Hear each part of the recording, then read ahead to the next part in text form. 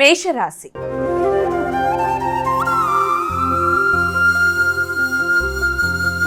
అమ్మా, ముందుగా మొదటి రాశి అయినటువంటి మేషరాశి వారికి రాశిఫలాలు ఎలా ఉన్నాయి ఈరోజు? మేషరాశి వారికి మానసిక ప్రశాంతతని పెంపొందించుకునే దిశగా ఆలోచనలు చేస్తారు. ఉపాసన బలాన్ని పెంచుకునేట్టుగా, పూర్వపుణ్యాన్ని పెంపొందించుకునేట్టుగా కూడా కృషి చేస్తూ ముందుకు పెడతారు. విద్యార్థులు విద్యకు సంబంధించిన విషయాల్లో జ్ఞాపక శక్తిని పెంపొందించుకుంటూ విద్యాపరమైన ఆలోచనలలో డిస్ట్రాక్షన్స్కి లోను కాకుండా తగిన జాగ్రత్తలతో ముందుకు వెళ్ళాలి. విద్యాపరమైన విషయాల్లో నిర్లక్ష్యం అనేది తగదు.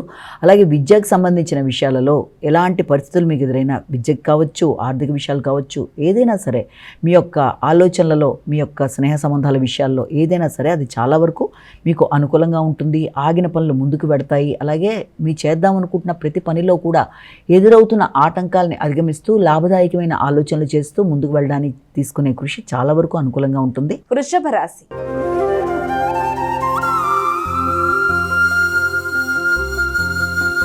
ఇక వృషభ రాశి వారికి ఈరోజు రాశి ఫలాలు ఎలా ఉన్నాయి? కుటుంబ వాతావరణం మీద అధిక శాతం దృష్టి కేటాయిస్తారు.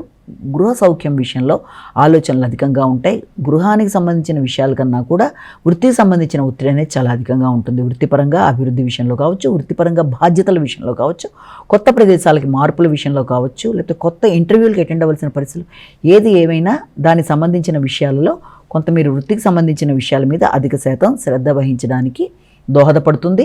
ఆ విషయంలో కుటుంబ వాతావరణం కానీ, గృహ సౌఖ్యం విషయంలో కానీ కొంత ఆసక్తి కానీ, వారికి సంబంధించిన అవసరాల విషయంలో కొంత మిశ్రమ ఫలితాలకు కానీ అవకాశం ఉందని మనం భావించవచ్చు. మిథున రాశి.